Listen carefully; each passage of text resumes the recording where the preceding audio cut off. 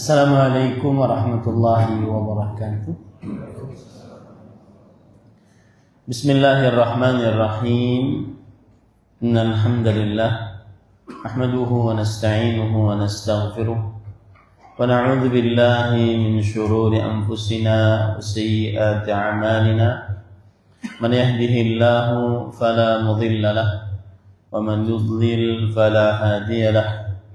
وأشهد أن لا إله إلا الله وحده لا شريك له وأشهد أن محمدا عبده ورسوله يا أيها الذين آمنوا اتقوا الله حق تقاته ولا تموتن إلا وأنتم مسلمون يا أيها الناس اتقوا ربكم الذي خلقكم من نفس واحدة وخلق منها زوجها وبث منهما رجالا كثيرا ونساء واتقوا الله الذي تساءلون به والأرحام إن الله كان عليكم رقيبا يا أيها الذين آمنوا اتقوا الله وقولوا قولا سديدا يصلح لكم أعمالكم ويغفر لكم ذنوبكم ومن يطع الله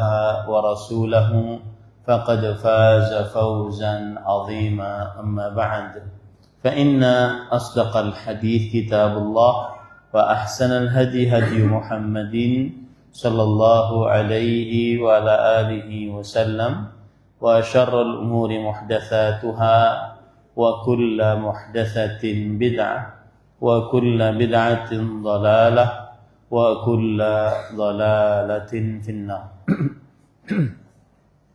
Alhamdulillah, kita bersyukur pada Allah Subhanahu wa taala pada hari ini, hari Sabtu 19 Sya'ban 1447 Hijriah, bertepatan dengan 7 Februari 2026. Kita dimudahkan oleh Allah Subhanahu wa taala untuk duduk bersama di Masjid Abu Bakar As-Siddiq, Cilegon, Provinsi Banten dalam sebuah kajian dengan tema Ahkam al-Fiqhiyah tata'allaqu bis-Shiyam, seputar hukum fikih puasa. Salawat dan salam semoga selalu Allah berikan kepada Nabi kita Muhammad sallallahu alaihi wa ala alihi wasallam, pada keluarga beliau, para sahabat, serta orang-orang yang mengikuti beliau sampai hari kiamat kelak. Dengan nama-nama Allah yang husna dan sifat-sifatnya yang ulia, kita berdoa, Allahumma inna nas'aluka ilman nafi'an wa rizqan tayyiban wa amalan mutaqabbala. Allahumma amin. Ahibati fillah, afani Allah wa iyyakum. Pada kesempatan kali ini kita membahas seputar fikih puasa. Poin yang pertama adalah definisi puasa. Puasa secara bahasa artinya adalah al-imsak, menahan. Berkata ahli bahasa Ibnu Manzur dalam kitab Kamus Besar Bahasa Arabnya, Lisanul Arab, bahwa ketika Allah Subhanahu wa taala berfirman dalam surat Maryam ayat 26, Inni nadartu lirrahmani sauman, sesungguhnya aku bernazar untuk Allah yang Maha Pengasih, sauman. Sauman artinya menahan untuk tidak berbicara kepada orang-orang tentang pertanyaan-pertanyaan yang ditujukan tentang mengapa memiliki anak tanpa suami. Ini menunjukkan bahwa arti sauman secara bahasa adalah menahan. arti puasa secara bahasa adalah menahan. Adapun arti puasa secara istilah syariat disebutkan oleh Imam Ibnu Utsaimin rahimahullah dalam kitab Asy-Syarhul Mumti' At-Ta'abbudu Lillahi Ta'ala bil imsaki biniyah anil akli wasyurbi wasairil mufattirat min tulu'il fajri tsani ila ghurubi syams min syakhsin makhsus bi syurutin makhsusah. Yang artinya puasa adalah proses beribadah kepada Allah Subhanahu wa taala dengan menahan yang disertai dengan niat dari makan, minum dan seluruh yang membatalkan puasa dari terbit fajar kedua sampai terbenam matahari dari seorang yang khusus dengan syarat-syarat yang khusus. Inilah yang disebut dengan pengertian puasa. Proses beribadah kepada Allah, menahan dari makan dan minum dan seluruh yang membatalkan puasa, disertai dengan niat dari mulai terbit fajar kedua, yaitu sampai kepada terbenam matahari. Dilakukan oleh orang yang khusus dengan syarat yang khusus. Dilakukan oleh orang yang khusus dengan syarat yang khusus. Kita akan pelajari ini. Berarti puasa itu adalah menahan. Menahan apa? Menahan makan, minum dan seluruh yang membatalkan puasa yang akan kita pelajari nanti. Kemudian dari mulai kapan? Dari mulai terbit fajar kedua. Fajar itu ada dua. Ada fajar yang disebut dengan fajar kadzib dan ada fajar yang disebut dengan fajar shadiq. Fajar kadzib biasanya adalah fajar yang dia muncul ke atas, kemudian hilang. Setelah itu gelap kembali. Ini namanya fajar kadzib, fajar yang masih malam. Dan itu masih boleh makan, masih boleh minum, masih boleh bersahur. Dan belum waktu berpuasa. Belum boleh untuk mengerjakan sholat subuh. Di sana ada yang disebut dengan al-fajru as-sadiq, fajar yang benar, yaitu fajar yang muncul dari kanan ke kiri, terus semakin waktu semakin terang. Inilah fajar yang disebut dengan fajar shadiq. Dan saat itulah diharamkan untuk makan dan minum. Allah Subhanahu wa taala berfirman, "Wa kulu washrabu hatta yatabayyana lakumul khaytul abyadu minal khaytil aswadi minal fajr." Makanlah dan minumlah sampai jelas bagi kalian benang putih dari benang hitam, yaitu datangnya waktu fajar. Gambarannya kira-kira seperti ini. Waktu fajar yang dusta dan waktu fajar yang benar. Waktu fajar yang dusta yaitu sebelah kiri saya, yang dia naik ke atas kemudian nanti hilang.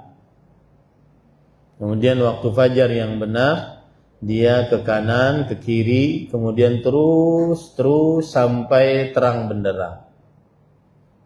Ini adalah waktu mulai berpuasa. Rasulullah sallallahu alaihi wasallam bersabda, "Al-fajru fajran." Fajar itu ada dua. Fajrun yahrumu fihi atau tahrumu fihi as-salah, wa yahillu fihi at-ta'am. Fajar yang diharamkan untuk sholat dan dihalalkan untuk makan. Wa fajrun yahrumu fihi at-ta'am wa tahillu fihi as-salah. Fajar yang diharamkan untuk makan dan dihalalkan untuk sholat, yaitu berpuasa. Tadi disebutkan ila ghurubis syams, dari mulai terbit fajar kedua sampai terbenam matahari. Terbenam matahari dalilnya adalah Allah Subhanahu wa taala berfirman dalam surah Al-Baqarah ayat 187. Tsumma atimmus shiyama ilal lail. Kemudian sempurnakanlah puasa sampai datang malam. Dan permulaan malam adalah dengan terbenamnya matahari. Kemudian di dalam definisi tadi disebutkan dari dilakukan oleh orang yang khusus. Tidak sembarang orang wajib untuk berpuasa dan sah berpuasa. Ada syarat-syarat yang khusus yang akan kita pelajari. Itulah pengertian dari puasa. Proses beribadah kepada Allah dengan berniat, dengan menahan disertai niat dari makan, minum, dan seluruh yang membatalkan puasa dari mulai terbit fajar kedua sampai terbenam matahari. Baik. Poin yang kedua adalah hukum berpuasa Ramadan. Jawabannya, hukum berpuasa Ramadan adalah wajib berdasarkan Al-Quran, hadis, dan ijma'. Hukum berpuasa bulan Ramadan adalah wajib berdasarkan Al-Quran, hadis, dan ijma'. Wajibnya atas siapa? Atas setiap muslim baligh, berakal, mampu, muqim, selain wanita yang haid dan nifas. Baligh, berakal, mampu, muqim, selain wanita yang haid dan nifas. Nah, dalil dari Al-Quran, hadis surat Al-Baqarah ayat 183, ya ayyuhalladzina amanu kutiba alaikumus shiyam kama kutiba alal ladzina min qablikum la'allakum tattaqun. Wahai orang beriman, dituliskan atas kalian berpuasa sebagaimana orang-orang sebelum kalian dituliskan atas mereka berpuasa. Kata-kata dituliskan, kutiba alaikum, itu adalah dari lafaz yang menunjukkan kepada kewajiban. Lafaz yang menunjukkan kepada kewajiban. Sama seperti misalkan kutiba alaikumul qisas, diwajibkan atas kalian qisas. Kutiba alaikumul qital, diwajibkan atas kalian berjihad. Kemudian dalil yang lain, surat Al-Baqarah ayat 185, Allah Subhanahu wa taala berfirman, "Syahrul Ramadhan alladzi unzila fihi al-Qur'an hudan lin-nas wa bayyinatin minal huda wal furqan faman syahida minkum asy-syahra falyasum." Bulan Ramadan yang di dalamnya diturunkan Al-Qur'an sebagai petunjuk bagi manusia, sebagai keterangan-keterangan yang jelas dari petunjuk dan sebagai pembeda antara yang hak dan batil, maka barang siapa menyaksikan dari kalian bulan tersebut, hendaklah dia berpuasa. Sisi pendalilannya adalah fal yasumhu. Di situ ada lam, fal yasumhu. Lam di sini adalah lam perintah. Maka hendaklah kalian berpuasa. Dan perintah menunjukkan kepada kewajiban.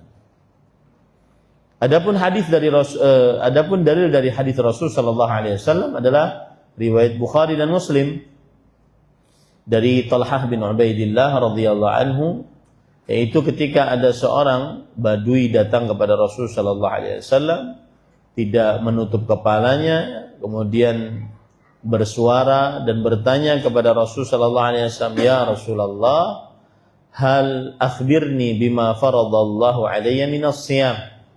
wahai Rasulullah, beritahukan kepadaku tentang apa yang Allah wajibkan atasku dari berpuasa. Maka Rasul sallallahu alaihi wasallam menjawab, syahrul Ramadan, berpuasa pada bulan Ramadan. Itu adalah puasa yang wajib.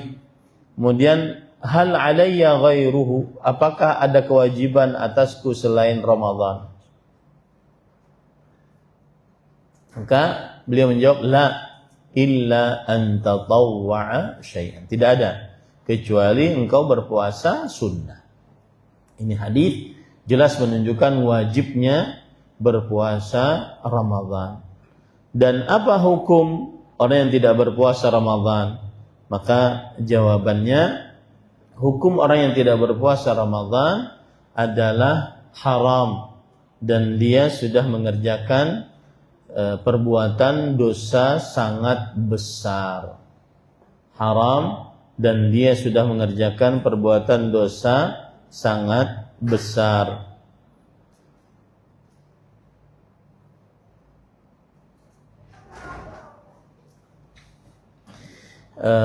Apabila ada orang yang meninggalkan puasa Ramadan karena menganggap puasa Ramadan itu tidak wajib, maka berarti dia kafir, keluar dari agama Islam.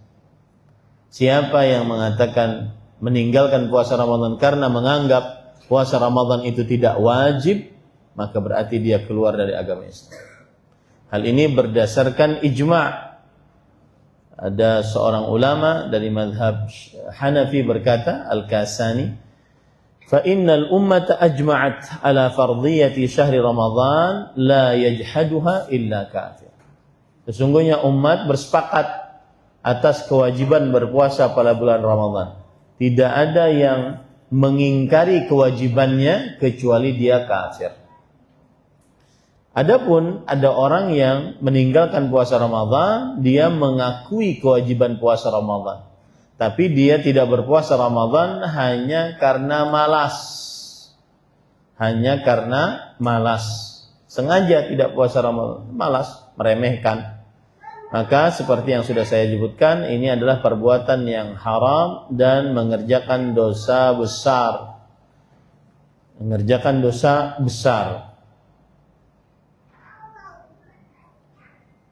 Kenapa demikian?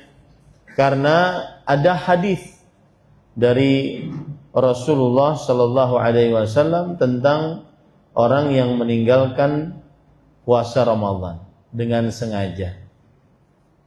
Yaitu suatu ketika Rasul sallallahu alaihi wasallam bermimpi.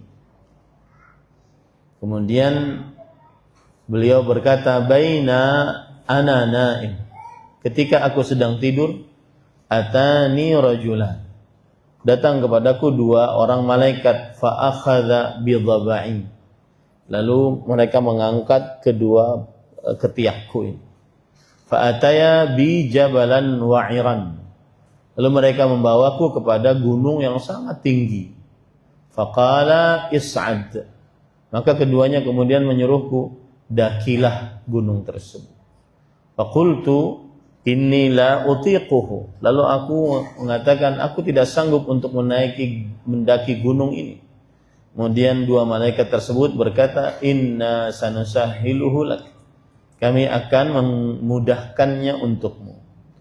Fasa'idtu hatta idza kuntu fi sawa'il jabal idza bi aswatin syadidatin, lalu aku mendaki gunung sampai kepada puncak gunung, ternyata ada suara orang-orang yang meraung-raung, suara-suara teriakan-teriakan. Lalu aku bertanya kepada malaikat tersebut, ma hadhil aswat, suara apakah ini? Kemudian pada malaikat tersebut menjawab, hadza uwa'u ahlin nar, ini adalah raungan kesakitan penghuni neraka. Kemudian mereka berdua membawaku melihat orang yang disiksa tersebut. Fa idza ana biqaumin mu'allaqina bi'araqibihim musyaqqaqatun asdaquhum tasilu asdaquhum daman. Lalu aku melihat orang-orang yang digantung kakinya. Kita punya tumit, Di atas tumit itu ada tulang. Digantung tulang itu. Kalau kita nyembelih kambing deh, digantung tulangnya. Nah, itu namanya urqub. Tulang kakinya itu digantung. Itu namanya urqub. Lalu musyaqqaqatan asdaquhum. Lalu bibir mereka ditarik, disatukan dengan kaki tadi. Kemudian mengalir darah. Kemudian aku bertanya, man haula? Siapakah mereka? Kemudian para malaikat menjawab, alladzina yuftiruna qabla tahillata shaumihim. Mereka lah orang-orang yang berbuka sebelum halal waktu berbuka puasa mereka. Kalau seandainya berbuka sebelum waktunya siksanya seperti itu, bagaimana yang memang dari pertamanya tidak berpuasa sama sekali? Dari awal harinya tidak berpuasa sama sekali. Tentunya ini lebih dahsyat. Dan itu hadis disebutkan di dalam kitab Imam An-Nasai, dalam kitab As-Sunan Al-Kubra, kemudian Ibnu Khuzaimah dalam kitab Sahih Ibnu Khuzaimah, dan hadisnya sahih. Baik. Kemudian permasalahan selanjutnya yaitu syarat-syarat dari orang yang berpuasa tadi. Yang pertama adalah muslim. Syarat Islam adalah syarat sah dan syarat wajib. Artinya tidak sah orang selain Islam berpuasa, dan tidak wajib orang selain Islam berpuasa. Orang kafir tidak sah puasanya dan tidak wajib. Kenapa? Karena tidak punya syarat sah, yaitu Islam. Allah Subhanahu wa taala berfirman dalam surah At-Taubah ayat 54, "Wa ma mana'ahum an tuqbala minhum nafaqatuhum illa annahum kafaru billahi wa bi rasulih." Tidak ada yang menahan mereka untuk diterima dari mereka sedekah-sedekah mereka kecuali karena mereka kafir dengan Allah dan Rasulnya. Tapi nanti orang kafir, meskipun tidak sah dan tidak wajib puasa, di akhirat mereka akan disiksa akibat tidak mengerjakan syariat Islam. Baik. Syarat yang kedua, syarat baligh. Syarat baligh adalah syarat wajib. Apa maksudnya syarat wajib? Artinya seorang yang tidak baligh, anak kecil yang belum baligh, tidak wajib untuk berpuasa. Tapi kalau seandainya dia berpuasa, sah puasanya, tapi tidak wajib. Hal ini berdasarkan hadis riwayat Imam Abu Dawud dari Ali bin Abi Thalib radhiyallahu anhu. Rasul sallallahu alaihi wasallam bersabda, "Rufi'al qalamu an thalatha." Pena diangkat dari 3 orang. Anin naim hatta yastayqid, dari orang tidur sampai dia bangun. Anil majnun hatta yafiq, dari orang gila sampai dia sadar. Anil sabi hatta yahtalim, dari anak kecil sampai dia baligh bermimpi. Ini dalil menunjukkan bahwa syarat yang kedua wajibnya puasa adalah syarat baligh. Anak kecil tidak wajib berpuasa, tapi jika berpuasa sah puasanya. Syarat yang ketiga adalah berakal. Kebalikan berakal adalah gila. Dan syarat berakal adalah syarat wajib. Tidak sah puasa atau tidak wajib puasa orang gila. Dan tidak sah. Dia syarat wajib dan syarat sah. Dalilnya sama tadi. Hadis riwayat Imam Abu Daud dari Ali bin Abi Thalib. Pena pencatat amal diangkat dari orang gila sampai dia sadar. Syarat yang keempat adalah mampu untuk berpuasa. Yang sakit, baik sakitnya kronis, tahun menahun, sulit diharapkan kesembuhannya, atau sakitnya akut, sakit tiba-tiba datang tetapi dia lemah, tidak sanggup untuk berpuasa, ataupun yang lemah seperti tua renta, lansia, tidak sanggup untuk berpuasa, maka boleh tidak berpuasa. Syarat mampu ini adalah syarat wajib. Apabila dia berpuasa Apabila dia tidak sanggup, maka tidak mengapa dia tidak berpuasa. Syarat mampu. Allah berfirman dalam surah Al-Baqarah ayat 184, "Faman kana minkum maridan aw 'ala safar fa'iddatu min ayyamin ukhra." Barang siapa dari kalian sakit atau sedang bepergian, maka jika dia tidak berpuasa, dia mengqadha di lain hari. Ini menunjukkan bahwa syarat wajib adalah mampu. Yang tidak mampu, maka tidak wajib untuk berpuasa. Kemudian syarat yang kelima adalah syarat muqim. Muqim artinya tidak bepergian. Muqim artinya tidak bepergian. Maka ini juga syarat wajib. Tidak wajib orang musafir bepergian untuk berpuasa. Tidak wajib orang musafir atau orang yang sedang bepergian untuk berpuasa. Bepergiannya seberapa? Bepergiannya adalah sejarak safar. Jarak safar itu berapa? Maka sesuai dengan kebiasaan di tempat tersebut. Apabila dari Cilegon ke Jakarta dinamakan safar oleh orang Cilegon dan Jakarta, maka pada saat itu dia bersafar. Apabila dari Cilegon ke Tangerang dinamakan safar atau tidak safar, maka ikuti kebiasaan setempat. Allah Subhanahu wa taala berfirman, "Wa idza darabtum fil ard falaysa 'alaikum junahun an taqsuru minas shalah." Jika kalian bepergian di bumi, maka tidak mengapa, tidak ada dosa atas kalian mengqashar salat. Bepergian di sini belum ada pendalilan secara eksplisit di dalam Al-Qur'an ataupun hadis Rasul. Bepergiannya berapa lama? Jaraknya berapa jauh, maka tidak ada. Ketika dia tidak ada, secara eksplisit dikembalikan kepada kebiasaan uruf di daerah tersebut. Apa di sini? Dari Cilegon ke daerah yang kalau lebih daripada 80 kilo tapi tidak dinamakan safar. Mana itu? Menurut orang biasa di sini. Di mana itu? Contoh misalkan dari Jakarta ke Bogor atau dari Jakarta ke Bekasi ujung, safar nggak kira-kira?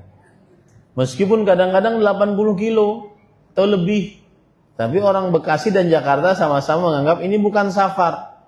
Sama-sama menganggap ini bukan safar itu maksudnya mereka nggak harus siap-siap, mereka pakai biasa aja. Karena orang safar itu kan seperti saya, bawa koper, bawa tas, bawa apa. Ya, ada persiapan, ada barang yang dibawa. Nah, itu namanya jarak safar dikembalikan kepada uruf, dikembalikan kepada kebiasaan setempat. Begitulah puasa. Orang yang musafir tidak diwajibkan berpuasa. Syarat wajib puasa adalah muqim. Muqim artinya tidak bepergian. Nah, kemudian pada ikhwan yang dirahmati oleh Allah Subhanahu wa taala, syarat yang keenam adalah terlepas dari haid dan nifas. Terlepas dari haid dan nifas. Hal ini berdasarkan hadis riwayat Bukhari. Rasul sallallahu alaihi wasallam bersabda, "Alaysat idza hadat lam tusalli wa lam tasum." Yang artinya, bukankah wanita itu jika haid tidak salat dan tidak puasa?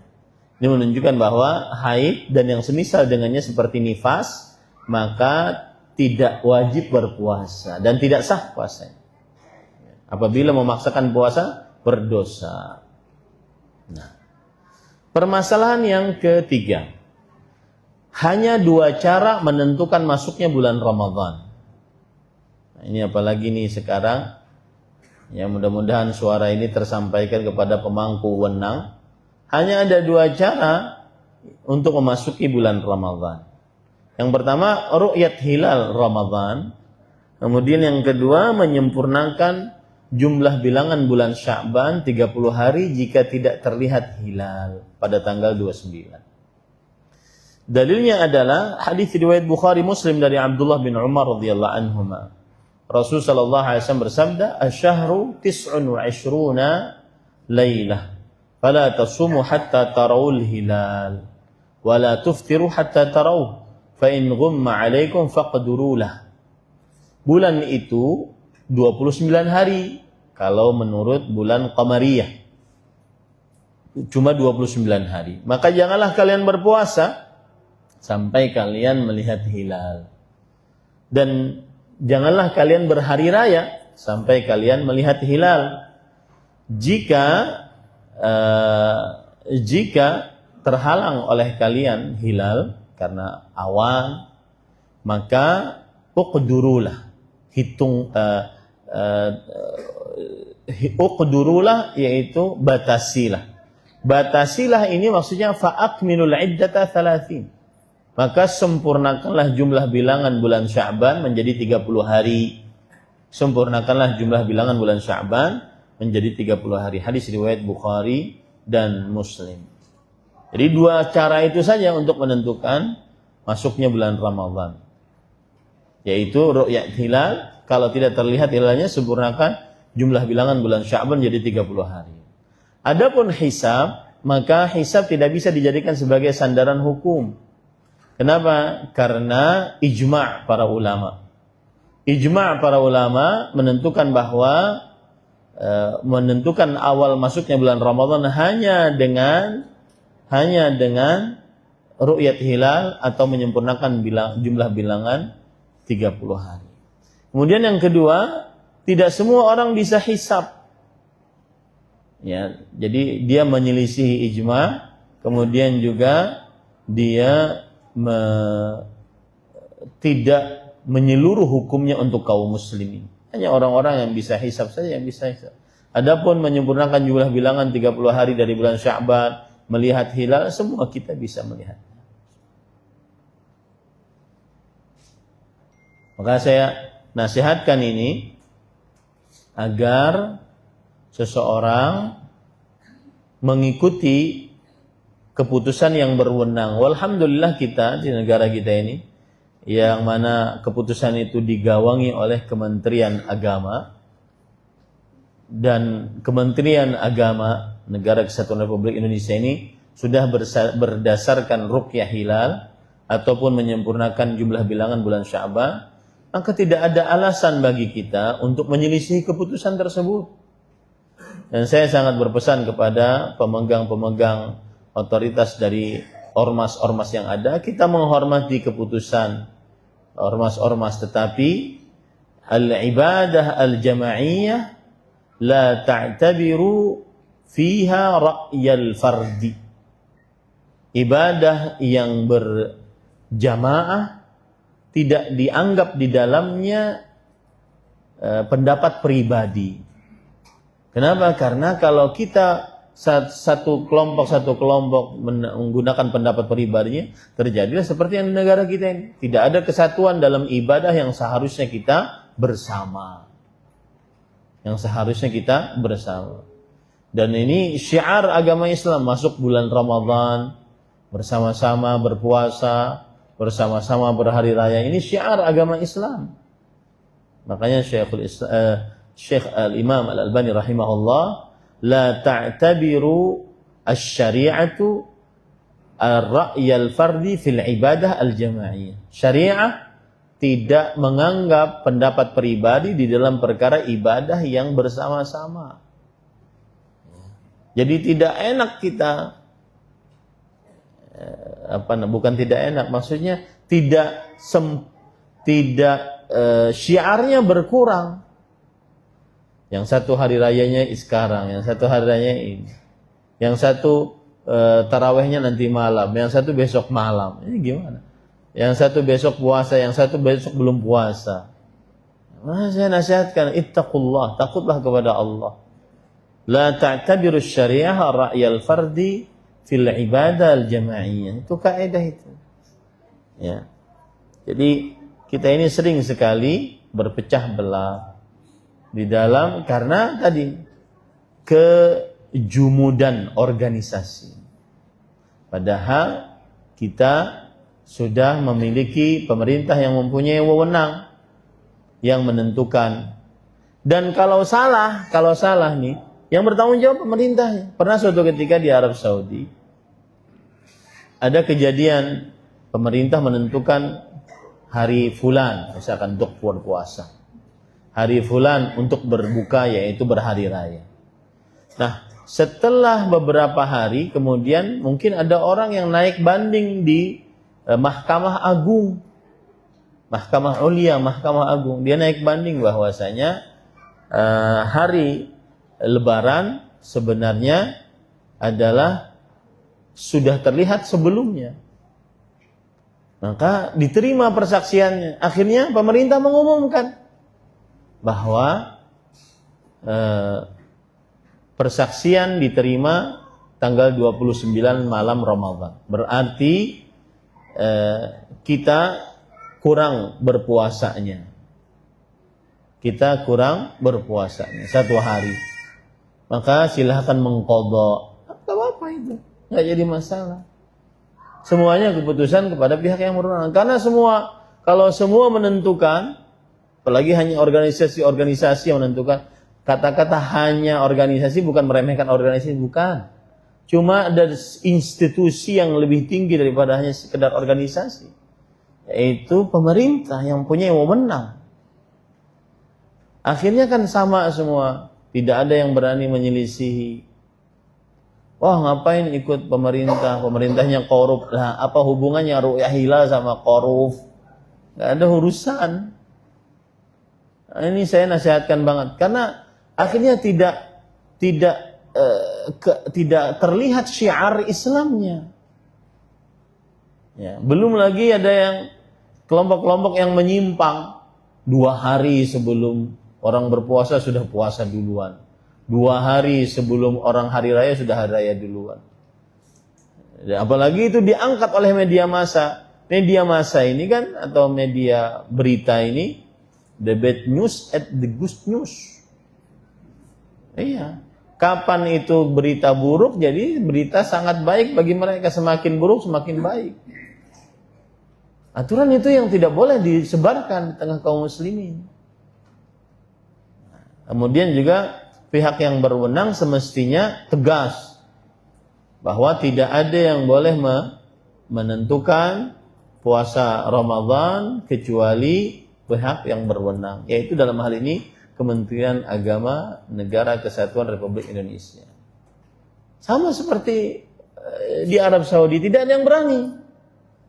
Termasuk di dalamnya pemilihan presiden. Ini subhanallah, di beberapa negara presidennya meninggal atau rajanya meninggal, besok mereka punya raja baru, aman aja. Nggak perlu harus banget pasang baleho banyak-banyak, kemudian kampanye, kemudian gontok-gontokan di media sosial, saling hina, Negara kita ini terlalu kaya. Akhirnya buang-buang uang hanya untuk sekedar gitu-gitu saja. Padahal orang meninggal rajanya, besok bangun pagi raja baru, tenang aja, anteng aja sudah. Ini saya sangat menyedihkan, apalagi sudah terungkapkan di media sosial. Pemerintah ini, kemudian ormas ini, pemerintah ini, ormas ini. Sedih kita. Apalagi nanti ada di dalam nanti di compare dengan Arab Saudi. Wah, Arab Saudi sesuai dengan ormas, berarti kami yang benar. Enggak. Kan ru'yah hilal. Setiap daerah memiliki penglihatannya masing-masing. Oh, Arab Saudi kan aturan dia lebih barat. Aturan dia lebih barat dan kita lebih timur. Aturan kita melihat terlebih dahulu, semestinya kita sebelum Arab Saudi untuk berhari raya atau untuk Ramadannya. Tidak seperti itu hitungannya. Hitungannya ru'yah hilal. Terlihat kita puasa, enggak terlihat kita sempurnakan jumlah bilangan bulan sebanyak 30 hari. Sesuai dengan hadis Rasul sallallahu alaihi wasallam. Dan itu sangat universal hukumnya. Adapun dengan hisab, dengan falak, itu kan sangat untuk kelompok tertentu saja yang bisa saja. Paham ya?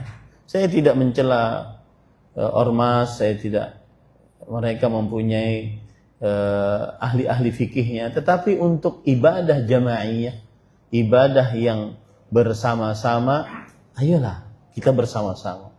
Agar terlihat tuh, kalau seandainya hari rayanya sama kan, keluar dari rumah masing-masing bertakbir, Allahu Akbar, Allahu Akbar.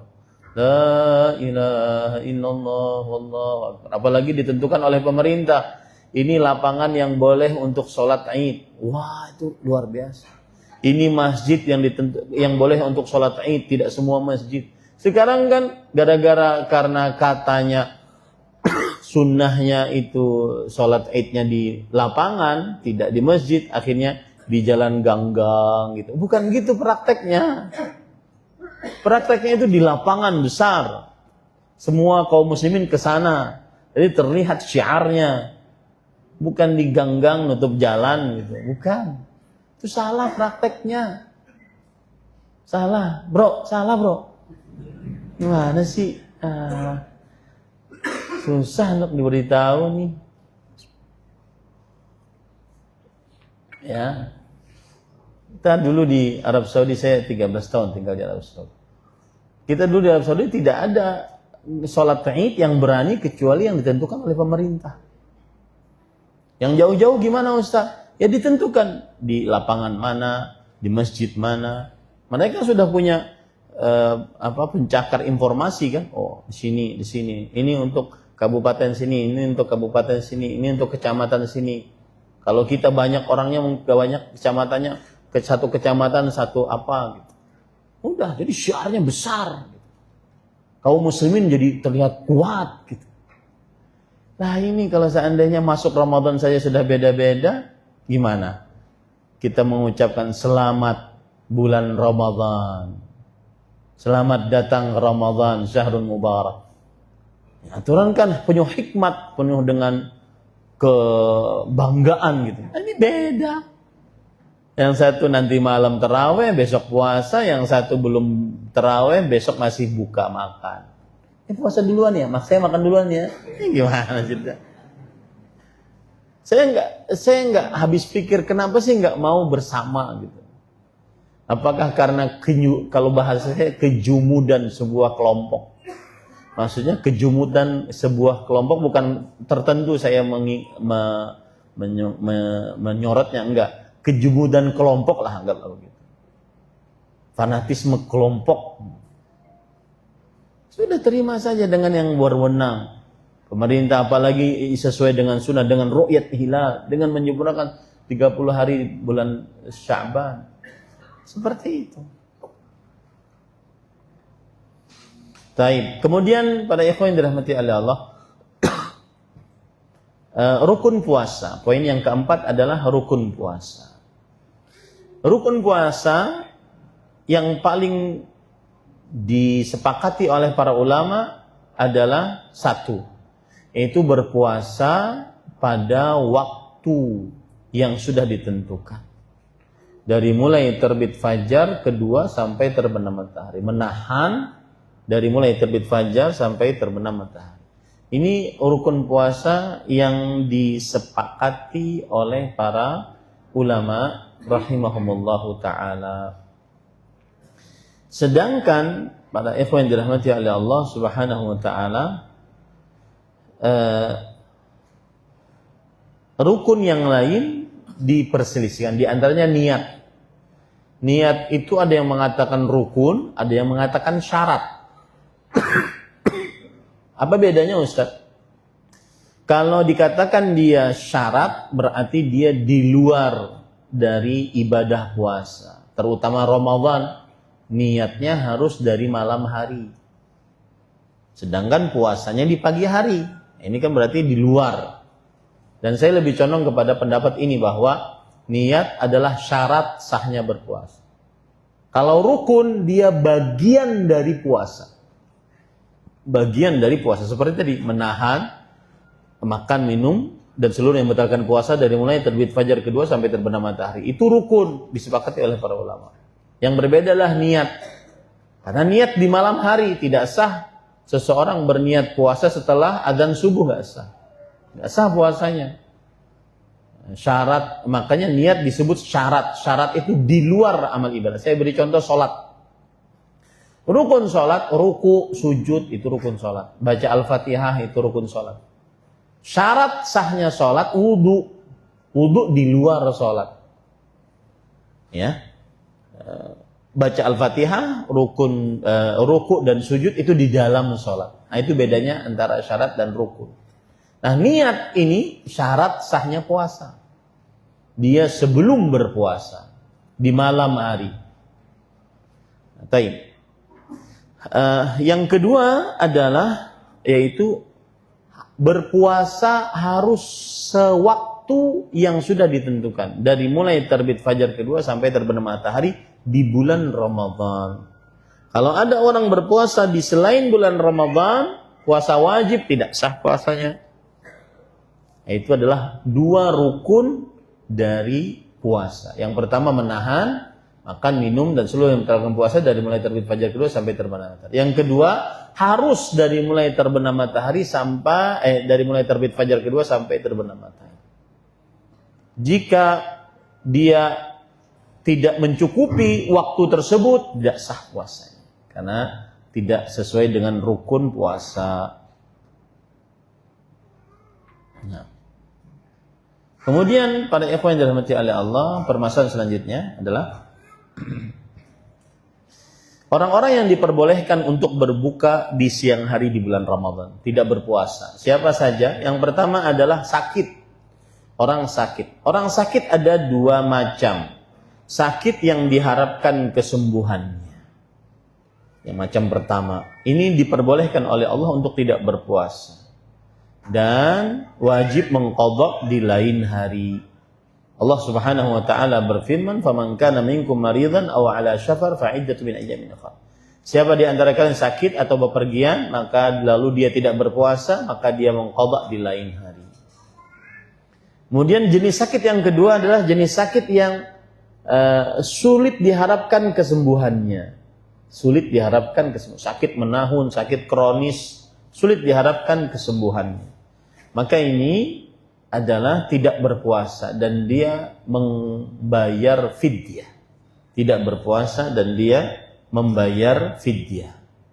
Ini seperti orang lansia yang lanjut usia tidak sanggup puasa, dia berhak untuk tidak berpuasa karena dia sudah tidak kuat untuk berpuasa. Ini yang sakit. Kemudian yang kedua adalah seorang yang musafir.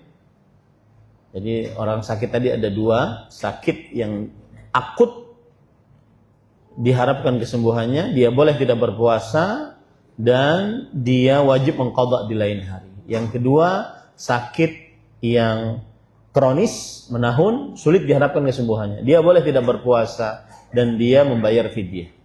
Baik, itu satu. Yang kedua, musafir. Musafir boleh tidak berpuasa.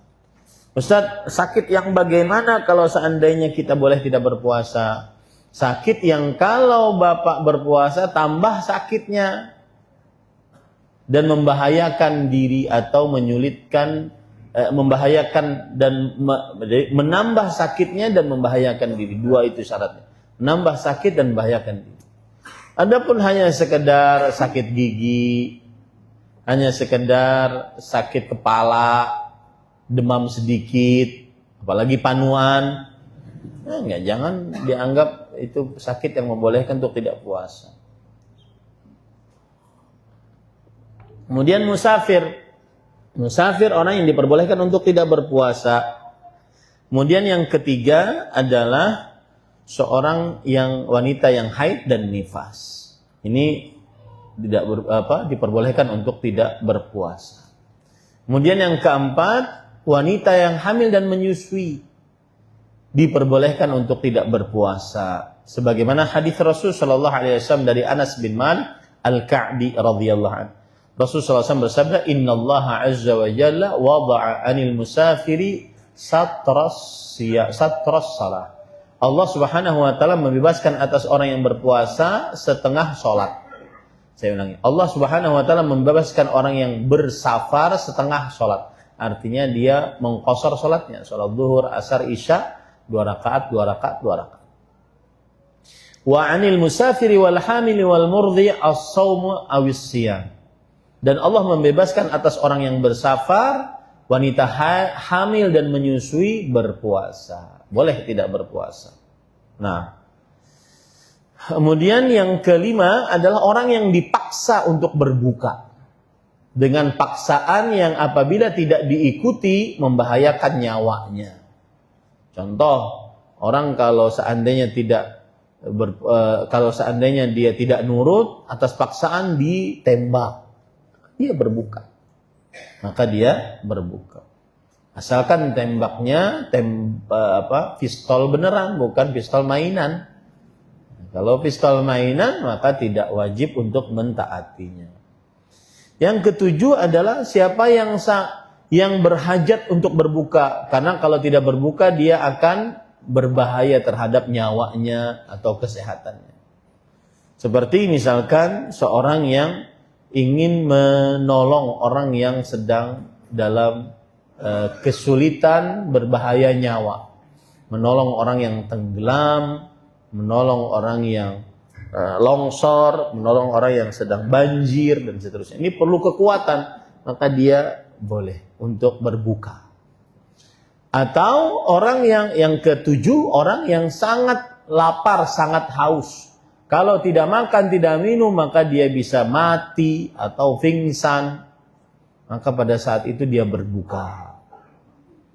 Ustaz, apakah termasuk ini orang-orang yang bekerja di bulan Ramadan? Kuli bangunan, kuli pasar, kuli panggul, orang-orang yang susah-susah pekerjaannya berat. Jawabannya tidak.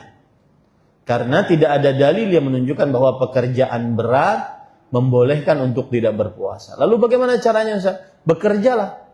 Nanti kalau seandainya ingin mati baru buka. Atau kalau ingin pingsan baru silahkan dia berbuka. Berbukanya bukan karena pekerjaannya, tetapi berbukanya karena dia tidak sanggup lagi untuk berpuasa. Kalau dia lanjutkan, dia berbahaya nyawanya ataupun kesehatannya. Paham ya? Kemudian yang ke-8 terakhir adalah orang yang berbuka karena ingin berjihad. Nah, ini boleh berbuka karena ingin berjihad. Rasulullah SAW bersabda ketika penaklukan kota Mekah itu bulan Ramadan. Innakum qad danautum min aduwikum wal fitru aqwalakum.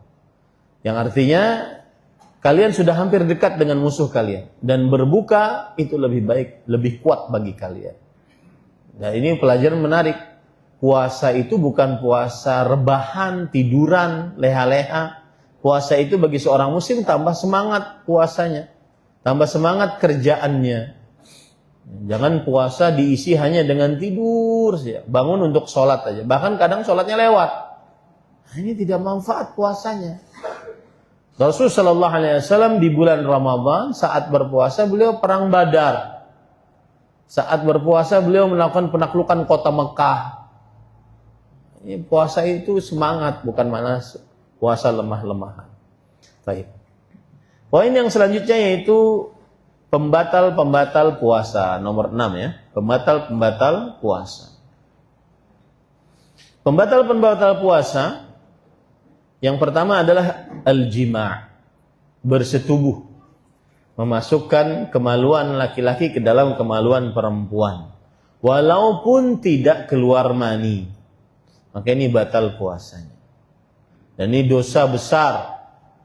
Dan siapa yang mengerjakan itu, maka dia wajib mengerjakan hal-hal berikut. Yang pertama adalah dia bayar kafarah yang besar, yaitu memerdekakan seorang budak. Kalau tidak sanggup, tidak mendapati, berpuasa 2 bulan berturut-turut. Kalau tidak sanggup, bersedekah kepada 60 orang fakir miskin. 1 kali makan. Yang kedua, dia harus menahan makan dan minum di hari dia berjimak tersebut. Misalkan dia berjimak jam 11. Kemudian selesai jimaknya, maka dia harus tahan sampai maghrib. Tidak boleh makan, tidak boleh minum. Kemudian yang ketiga, dia mengqadha hari tersebut karena dia sudah membatalkan puasanya. Yang keempat, dia wajib bertaubat dan beristighfar. Inilah kafar, penebus-penebus dosa apabila dia berjimak di siang hari bulan Ramadan, padahal dia muslim, balik, berakal, mampu, mukim, selain wanita yang haid dan nifas. Artinya diwajibkan untuk berpuasa. Nah, ini sangat besar, ya. Dan di sini ada terdapat masalah-masalah fikih nantinya, tapi saya tidak mau masuk ke situ. Seperti, taib Ustadz, saya berjima jam 11, kan tidak boleh makan, tidak boleh minum, tapi saya jimak lagi Ustadz, jam 1 atau jam 2. Itu kafaratnya berapa kali? Apakah budaknya jadi 2? Atau kalau tidak sanggup berarti berpuasa jadi 4 bulan, kan 2 bulan jadi 4 bulan? Atau kalau tidak sanggup berarti memberi makan kepada 120 orang fakir miskin, atau bagaimana?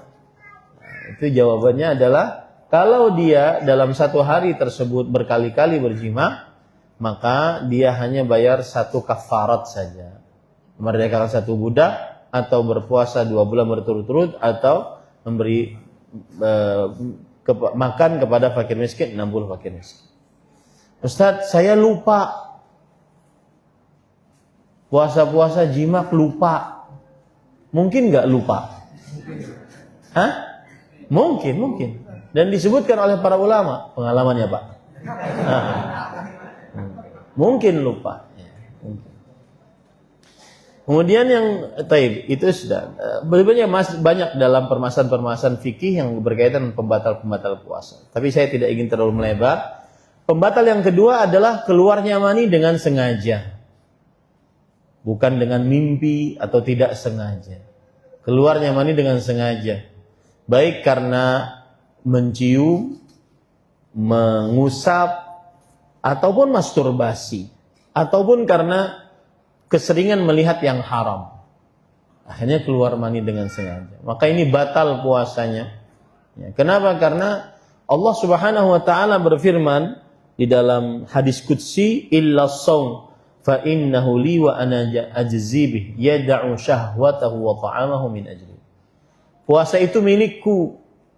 Aku yang akan mengganjarnya. Karena orang yang berpuasa, dia meninggalkan syahwatnya dan makannya karenaku. Jadi syahwat harus ditinggalkan. Makanya masturbasi, kemudian berzina dengan dinding, dengan tangan, itu batal puasa. Yang ketiga adalah makan dan minum. Makan dan minum ini batal puasanya berdasarkan Al-Quran, hadis dan ijma'. Ya, makan dan minum. Nanti ada permasalahan-permasalahan fikih di dalamnya banyak ini, tapi saya tidak mau masuk. Seperti kalau yang masuk ke dalam mulut itu bukan makanan, batu misalnya, sampai lewat tenggorokan, ya itu gimana, batal atau enggak? Nah, itu nanti tanya kepada ustaz-ustaz yang ngajar biasa di sini. Banyak sebenarnya masalah-masalah fikih. Dalilnya surah Al-Baqarah ayat 187, wa kulu washrabu hatta yatabayyana lakumus shiyam ila al-layl hatta yatabayyana lakumul khaytul abyadu minal khaytil aswadi minal fajr thumma atimmus shiyama ila al-layl. Makanlah, minumlah sampai terbit fajar, kemudian sempurnakanlah berpuasa sampai malam. Makan dan minum pembatal puasa dengan ayat Al-Quran atau hadis atau ijma'. Kemudian yang selanjutnya, yang keempat, yang semakna dengan makan dan minum, seperti suntikan yang membuat semakin kuat. Suntikan apa itu? Infus yang membuat semakin kuat. Apalagi suntikannya? Ya, macam-macam. Seperti suntikan yang membuat semakin kuat. Nah, kalau suntikan vitamin C, saya pernah ditanya oleh santri putri saya, Ustaz, puasa-puasa suntik vitamin C boleh enggak? Batal enggak? Suntik vitamin C untuk apa? Untuk yang asalnya hitam pekat menjadi putih kulitnya. Ya. Maka jawabannya tidak membatalkan puasa karena tidak memberikan kekuatan. Nah, yang kelima, mengeluarkan darah dalam jumlah yang banyak seperti berbekam. Ini batal puasanya menurut pendapat yang kita ambil. Di sana berarti ada pendapat lain yang tidak membatalkan puasa. Karena Rasul sallallahu alaihi wasallam mengatakan, aftarul hajim wal mahjum. Orang yang berhijamah, berbekam, dan orang yang membekam batal puasanya. Hadis Rasul riwayat Imam Abu Daud. Kemudian pembatal yang keenam adalah muntah dengan sengaja. Adapun muntah tanpa sengaja, maka tidak batal puasanya. Rasul sallallahu alaihi wasallam bersabda, "Man dara'ahul qai fala qada alaihi, wa man istaqa'a fa alaihi al-qada." Siapa yang dia termuntahkan muntahnya, maka tidak ada qada atasnya. Siapa yang memuntahkan dengan sengaja, maka batal puasa. Yang ketujuh, keluarnya darah haid dan nifas, yang sudah kita jelaskan tadi. Yang kedelapan, berniat berbuka. Ini penting. Dia berniat berbuka. Wah, nanti jam 2 saya niat buka. Enggak jadi deh. Itu batal puasanya. Ya. Itu batal puasanya, tidak boleh. Itu yang kedelapan ya. Yang kedelapan. Yang kesembilan, murtad, keluar dari agama Islam, itu batal puasanya. 9 pembatal puasa ini akan benar-benar menjadi pembatal puasa dengan 3 syarat. Yaitu saat mengerjakannya, orang yang berpuasa tersebut mengetahui hukumnya. Yang kedua, sengaja mengerjakannya. Yang ketiga adalah, syarat yang ketiga adalah dia memang mengingat, dalam keadaan ingat mengerjakannya. Jadi mengetahui, ingat, dan sengaja. Bukan orang yang bodoh terhadap pembatal tersebut, bukan orang yang sedang lupa, bukan orang yang sedang dipaksa. Dia memang memilih untuk mengerjakan hal tersebut. 3 syarat itu. Taib. Kemudian para ikhwan yang dirahmati oleh Allah Subhanahu wa taala, poin yang selanjutnya adalah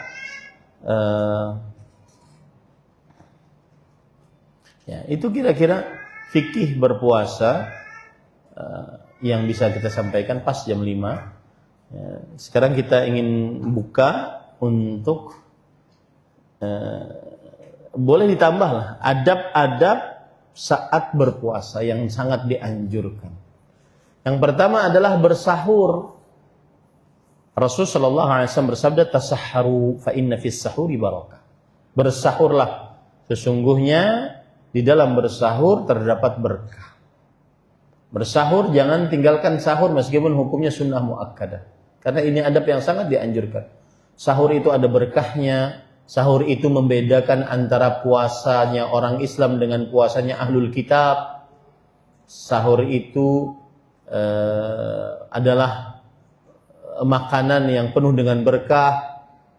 Sahur itu didoakan oleh Allah dan oleh malaikat, dipuji oleh Allah dan didoakan oleh para malaikat. Sahur, jangan tinggalkan.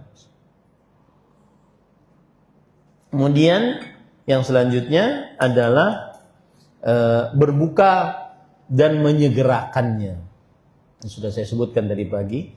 Berbuka dan menyegerakannya. Menyegerakan berbuka, jangan tunda-tunda. Apalagi ini dalam kasus bukber. Biasanya terlambat berbukanya karena nunggu hidangan dari warung makannya. Bukber ini hati-hati, bisa menghabiskan pahala puasa kalau tidak dibatasi dengan syariat. Di antaranya terlambat sholat maghrib. Sholat maghrib itu sebentar waktunya. Ya, hati-hati yang bukber. Sholat maghrib itu terlambat waktunya. Sedikit waktunya. Jangan sampai terlambat.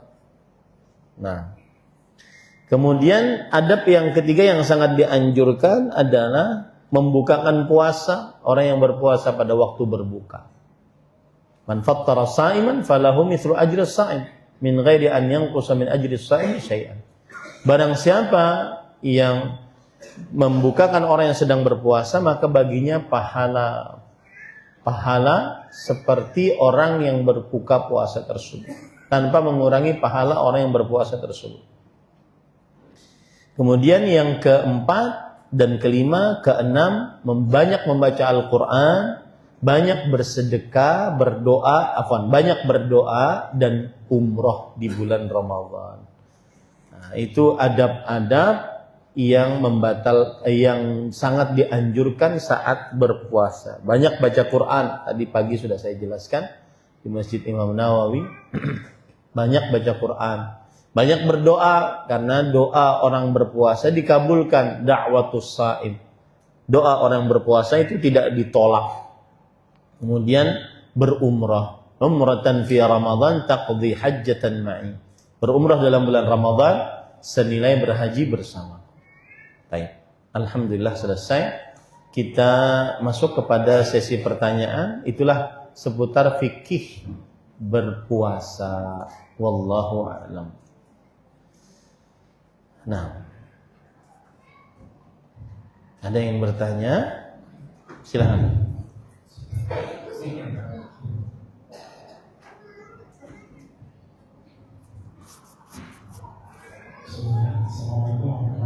Waalaikumsalam. Mohon nasihatnya Ustaz. Anda bekerja yang setiap hari bisa Pak Ustaz. Setiap Senin sampai Jumat itu Anda kerja di Jakarta. Sopir ya? Dengan memang dinasnya di Jakarta. Oh, dinasnya. Di Jakarta bukan di Sumber. Jadi ada rombongan yang setiap hari naik satu HIS itu Ustaz. Berangkat ke subuh, pulang ke asar. Kemudian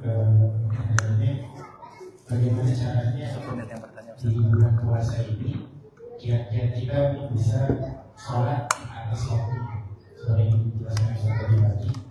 Jadi awal waktu karena seringkali itu kalau sholat maghrib karena saya sholat itu 15 menit sebelum isya, jadi maghribnya itu di jalan, bahkan bisa buka puasa itu di kendaraan, sehingga sholat maghrib itu mendekati waktu isya. Bahkan kalau ada kemacetan itu bisa dijauh nanti di maghrib dan isya disatukan di waktu isya. Memang nasihatnya sudah untuk di bulan puasa. Bismillah, alhamdulillah, wassalatu wassalamu ala Rasulillah.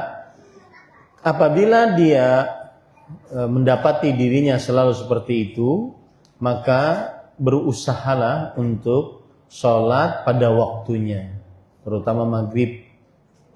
Caranya bagaimana Ustadz? Kalau pakai kendaraan pribadi, maka dia singgah di waktu maghrib. Wajib mengusahakan.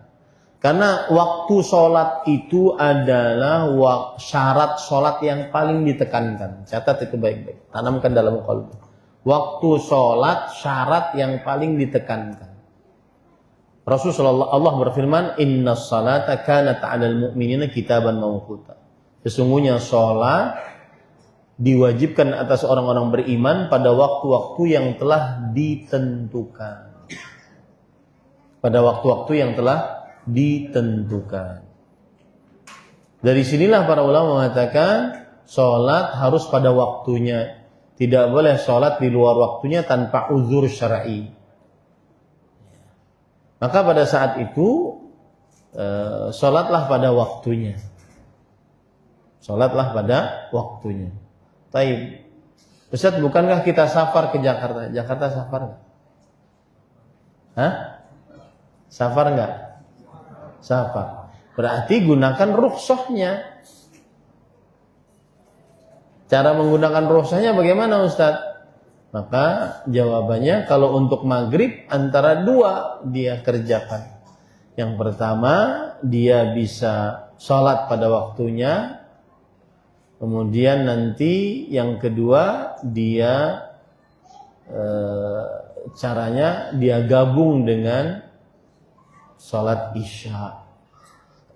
Asalkan masih safar. Kalau dijamak setiap hari nggak boleh. Jadi intinya kalau dia pakai kendaraan sendiri dia sholat di waktunya. Tapi saat kalau seandainya pakai kereta orang banyak bagaimana? Maka berusahalah, usahakan agar sholat maghrib pada waktunya, tidak dijamak ke isya, karena itu sesuatu yang jika dikerjakan setiap hari menjadi merubah waktu sholat. Yang terjadi biasanya bagaimana? Saya ingin lebih mendalami.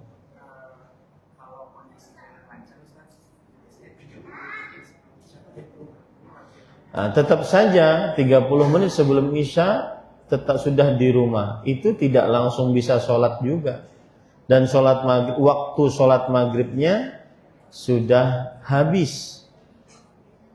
Ya, karena dia dalam keadaan sampainya 30 menit sebelum waktu sholat. Maka saya nasihatkan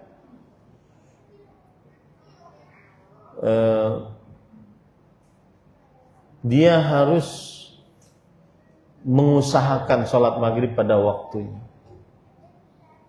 Dia harus mengusahakan sholat maghrib pada waktunya. Wallahu a'lam. Silakan. Kemudian kasusnya kayak perjalanan dinas. Jadi di kantor itu ada kemungkinan pada saat bulan Ramadan itu tetap melakukan perjalanan dinas seperti keluar pulau sampai Sulawesi Selatan masuk Sabah. Apakah yang lebih afdol itu kita jamak kosong gitu ya? Apakah itu berjamaah dengan orang mukim di tempat dinas? Bismillah, alhamdulillah. Jawabannya adalah apabila seseorang bersafar maka dia mengambil dia mengerjakan sholat secara qasar berdasarkan ayat Al-Quran, idza darabtum fil ardh falaysa alaykum junahun an taqsuru minas shalah. Jika kalian bepergian di bumi maka tidak mengapa atas kalian untuk mengqasar sholat. Maka qasorlah sholat, artinya sholat pada waktunya, di waktunya. Zuhur 2 rakaat, asar 2 rakaat, maghrib 3 rakaat, isya 2 rakaat, subuh 2 rakaat di waktunya masing-masing. Bolehkah Ustaz menjamak? Boleh kalau seandainya diperlukan seperti kita sedang dalam perjalanan. Adapun kita singgah, seperti saya sekarang singgah. Ya, singgah saya tidak berjalan di perjalanan, singgah saya. Maka pada saat itu sholatlah qasar di waktunya. Taib. Apakah saya harus ke masjid, Ustaz? Maka jawabannya, jika pergi ke masjid itu lebih afdal. Berarti saya sholatnya sempurna.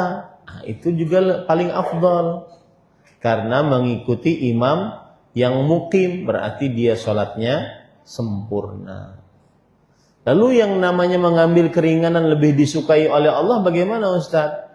Ya, itu tadi, kalau ingin sholat 2 rakaat qasar di waktunya. Boleh menjamak, boleh saat seseorang berkeperluan untuk menjamak. Seperti dia dalam bersafar, tidak bisa turun. Karena gini para ikhwah, sholat wajib itu Rasulullah SAW tidak pernah mengerjakan di atas kendaraan. Sholat wajib Rasulullah SAW tidak pernah mengerjakan di atas kendaraan, selalu di atas daratan, ya, tidak di kendaraan. Maka usahakan sholat wajibnya di daratan, tidak di kendaraan. Jika terpaksa baru kita di kendaraan. Nah itu baru menjamak di situ. Paham ya? Nah, seperti itu. Jadi saya sering berangkat ke Jakarta setiap pekan kedua, Kamis, Jumat, Sabtu, Ahad, 4 hari.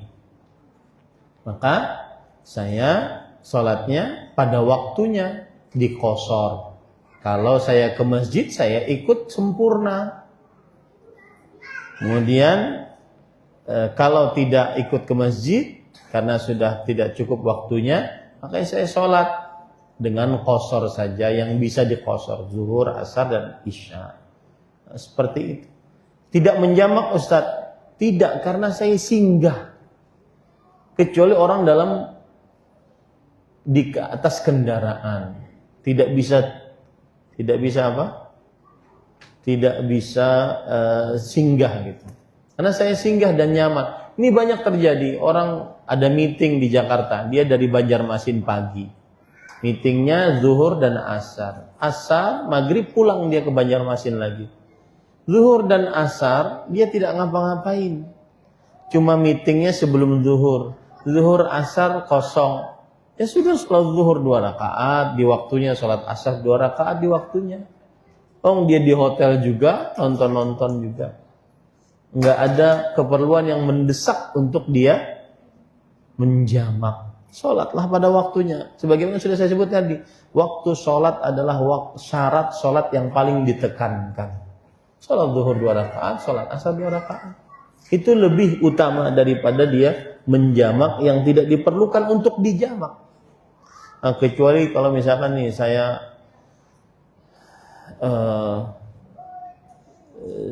seorang berangkat ya, habis zuhur.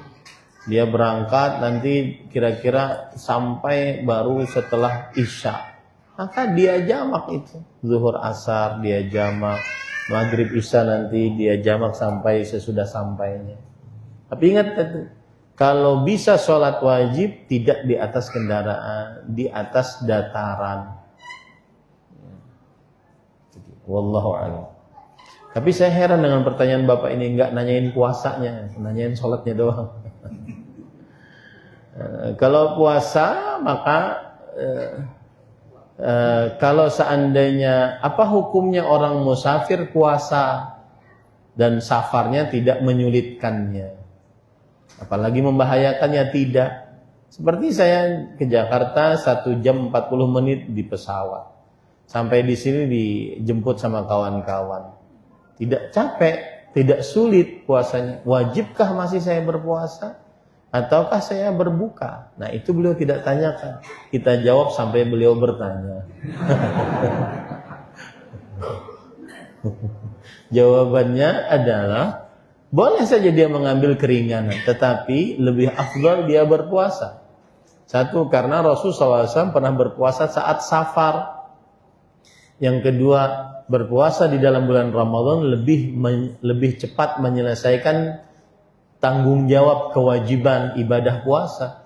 Yang ketiga, berpuasa dalam bulan Ramadan lebih mudah karena berpuasa bersama kaum muslimin. Yang keempat, berpuasa di dalam bulan Ramadan lebih berkah daripada mengqadha'nya. Wallahu a'lam. Itu jawaban bonus atas pertanyaan yang tidak ditanyakan. Nah, yang lain silahkan.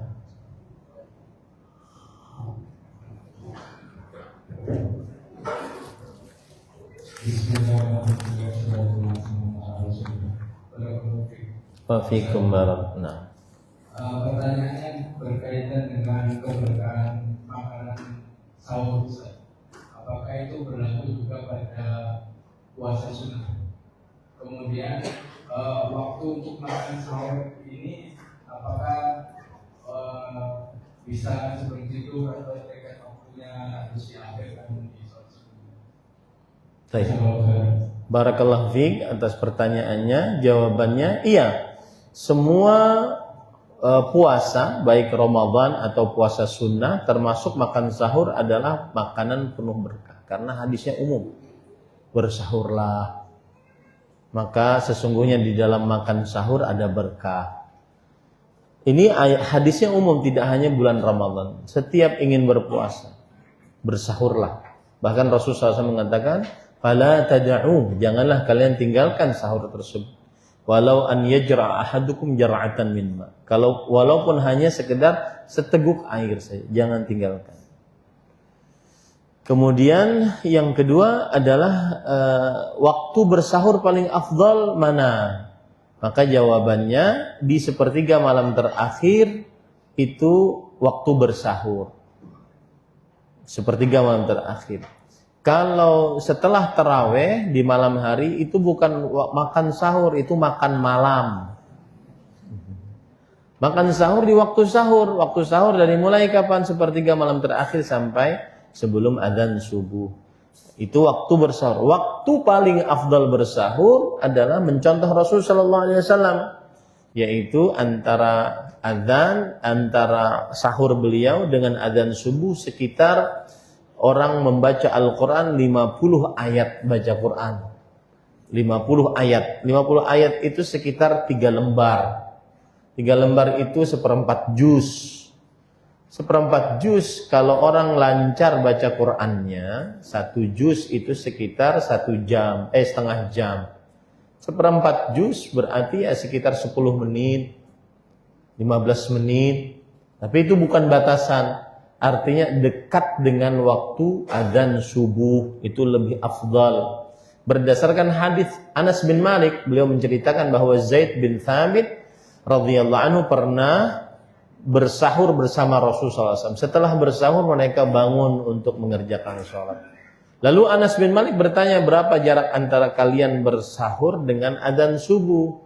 Maka Zaid bin Thabit menjawab, qadru ma yaqra'ur rajul 50 ayat atau 60 ayat. Batasannya adalah ketika orang baca ayat Al-Quran 50 sampai 60 ayat. Ya sekitar 10 menit, 15 menit, 20 menit. Nah itu sudah makan, bukan itu masaknya. Masaknya nggak cukup waktunya nanti. Nah seperti itu. Tapi kalau ingin setengah jam sebelumnya, 1 jam sebelumnya boleh saja, tidak mengapa.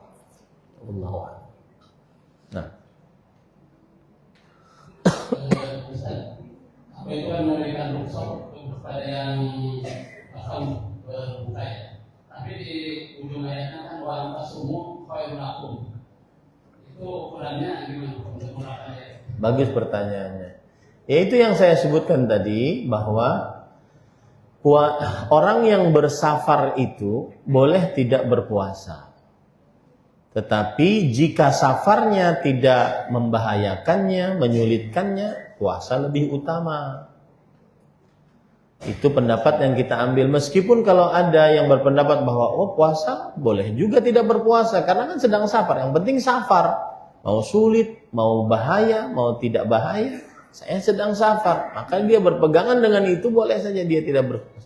Tapi kalau ditanya mana yang lebih afdal, khilaf di antara ulama, kita sebutkan tadi yang lebih utama adalah dia puasa. Kalau puasanya tidak menyulitkannya dan juga tidak membahayakannya. Jadi ada 3 gini Pak. Orang safar dengan puasa, ada 3. Yang pertama, puasanya tidak menyulitkannya. Apalagi sampai membahayakan, tidak. Dia puasa tidak puasa sama saja kekuatannya. Maka yang ini lebih afdal untuk berpuasa. Kenapa? Dengan 4 jawaban yang saya sebutkan tadi. Nabi pernah berpuasa Ramadan saat safar. Panas-panas lagi. Yang kedua, berpuasa Ramadan lebih segera menunaikan kewajiban. Yang ketiga, berpuasa Ramadan lebih mudah dengan sama-sama dengan kaum muslimin. Yang keempat, berpuasa Ramadan lebih berkah daripada mengqadha di lain hari. Tuh. Permasalahan yang kedua, puasa saat safar dan safarnya menyulitkannya. Maka yang seperti ini adalah dimakruhkan untuk berpuasa. Kenapa? Karena Rasulullah SAW pernah melihat orang sedang safar lalu dia pingsan di tengah safarnya. Beliau bertanya, "Mahadza?" Ada apa ini? Kemudian para sahabat menjawab, "Dia shaim, dia sedang berpuasa." Lalu Rasulullah SAW bersabda, "Laisa minal birri as-siyamu fis safar." Bukan kebajikan orang yang berpuasa saat safar. Nah, ini kalau menyulitkan, dimakruhkan untuk berpuasa. Lebih baik dia berbuka. Lebih baik, lihat kata saya, dimakruhkan berpuasa, lebih baik berbuka. Ini kalau menyulitkan. Adapun yang ketiga, puasa saat safar dan safarnya membahayakan. Bahaya itu apa? Seperti membahayakan nyawanya, kesehatannya, bahaya dia. Maka pada saat itu dia wajib berbuka. Wajib berbuka. Dan tidak boleh berpuasa. Haram puasa. Kenapa? Karena Rasulullah SAW pernah melihat orang-orang yang berpuasa. Lalu Rasulullah SAW bersabda, "Ulaikal usat." Mereka itu maksiat. Jadi tergantung jenis safarnya itu. Tidak menyulitkan, membahayakan. Itu hukumnya beda-beda. Oh ya, cukup waktunya katanya, karena waktunya habis. Ini satu lagi pertanyaan, berkaitan dengan umroh di bulan Ramadan, apa hukumnya miqat ulang ke Tanaim? jika umrah pertama telah dilaksanakan. Apakah boleh umrah lebih baik dari dalam satu kali perjalanan? Saya lebih condong kepada pendapat bahwa orang yang umrah itu dia satu kali perjalanan dari miqat. Perjalanan satu kali dari miqat. Cukup. Habis itu dia perbanyak tawaf, perbanyak doa, perbanyak zikir, perbanyak sholat di Masjidil Haram. Itu lebih afdal ya, daripada dia pergi ke tanah halal, Tan'im, Ji'rana ataupun Arafah untuk mengambil miqat lagi. Itu lebih afdal ya, karena lebih banyak pahalanya ya, lebih banyak pahala. Apalagi kalau seandainya dia ingin berumrah atas nama bapaknya, ibunya, kakeknya, neneknya, buyutnya, maka itu belum ada contohnya seperti itu dari Rasulullah SAW mengambil dari tanah halal lalu kemudian dia berumrah lagi.